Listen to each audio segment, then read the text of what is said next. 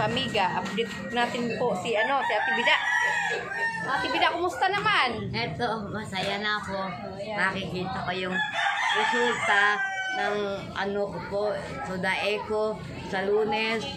Lalo na po, nagpapasalamat ako kay Madam Russia, Madam Violet, at saka Madam Anonymous USA. from USA.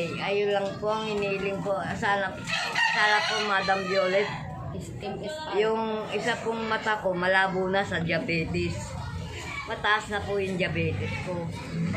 May halo na po yung yung gamot ko. Plus na po. May yung gamot ko sa diabetes. Yung gamot ko sa diabetes, may plus na po. 2 klase na yung sa diabetes ko. Kaya pinagtsatsagaan ko na lang po. Pasalamat po ako sa inyo. Nakatulong kayo sa akin. Kahit paano. Minsan po pag nakakadilihensya ako, may bili akong gamot, ganyan, pagkain. Basta wag po kayong mag-atubiling tumulong sa akin. Hindi lang po ngayon ang aking sakit. Hindi ko alam kung hanggang kailan ang sakit ko. Ang iniintindi ko yung gamot lang po dahil kasi umalis na po ako sa anak ko. Wala na po kung iniintindi kung hindi sa Ate Jenny, sa akin. Kung hindi ka Ate Jenny, hindi po ako maglalakas loob na magsalita sa inyo ng ganito.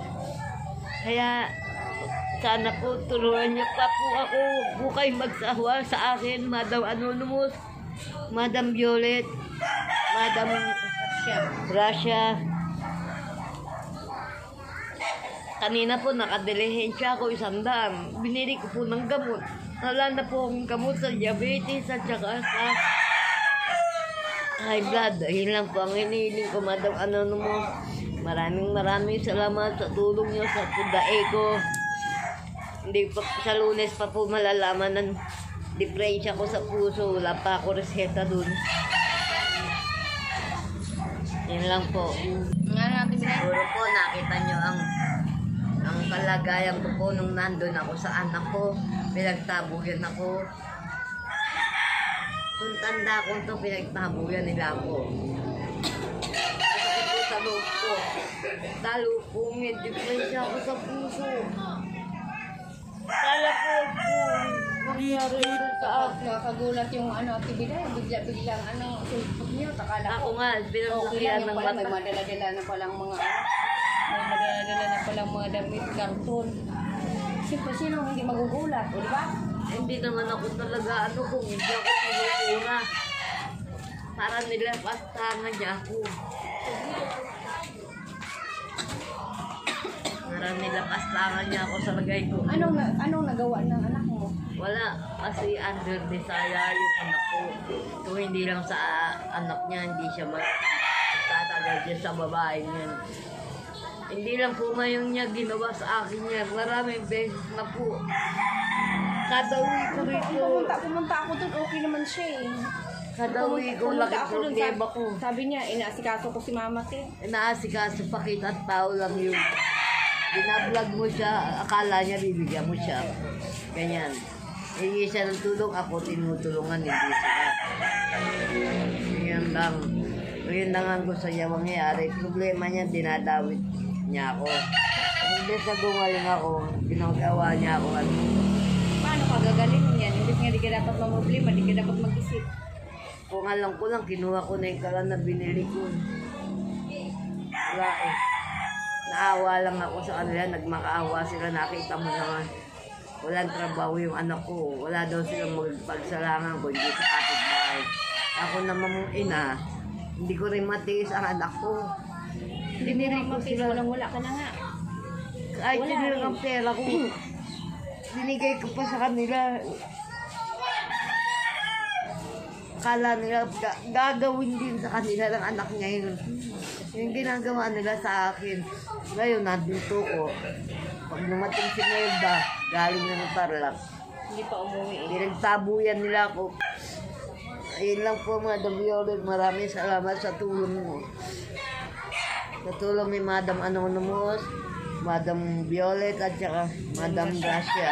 Maraming salamat Ano po. in USA. In USA, Ma'am MSR. Banggitin mo yung dati nakatulong sa'yo. Ma'am MSR din. Madam MSR. Lalo na kay Madam Violet. Mahal na mahal ko, lalo na po kay Madam Violet, Madam Gracia, pinakamamahal ko po kayo. Wow. Habang ako nabubuhay, Mahal kayong lahat. mahal ko rin po kayong lahat. Habang nilalaban ako sakit, fight lang. Oo, okay. 61 years old ka pa lang. Naku, huwag kang mag-ano ng ano. Madami kang kinisip nga. Maano nga. Ganyan. Si Maring Inding nga, 74. Si Nanay, ano nga, 84. Iniisip ko kasi kalagayan ko. Hanggang kailan lang ako. Yun nga ang iniisip na nila ng mga ano mga viewers. Pag iniisip mo na yung sakit mo, lalo ka magkakasakit. Yun. Kaya nag-i-standby na lang ako dito. Nag-aaliw-aliw.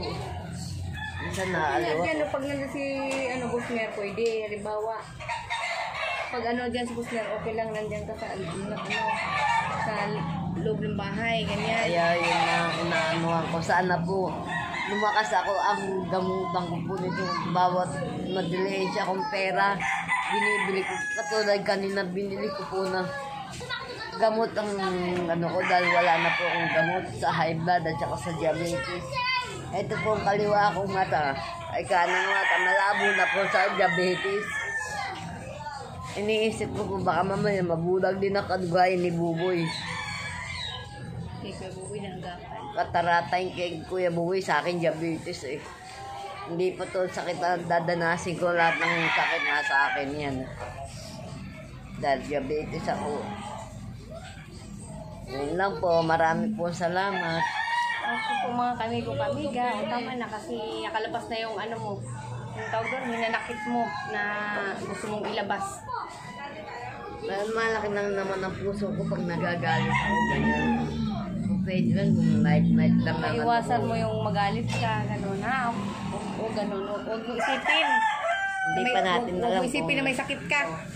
Isipin mo wala kang sakit. Hindi pa natin alam kung anong resulta ng tudae ko. Kung may diferensya baga ako, ano. Okay. Salamat. Okay, love you all sa ating lahat, mga kamiga. Huwag ka na umiyak. Okay na. Yan kita na Nakiligo nga ako dun, oh. Saan ka Kabila. Di Ate Jenny. Ito po, Okay lang, binigay walang ni problema. Ate Jenny, 150. 150. Meron po akong pambiling May pagkain. 50 pesos na ano. Ito Okay po, lang. ito po. Binigyan ko rin siya ng ulam-gulay. Okay lang yun, basta pasensya ka na sa mga luto namin na mga gulay na walang masyado Hindi lasa. ako pwede sa karne. Okay. Gulay lang ako. Sige na, okay na. Love you all sa ating lahat. All.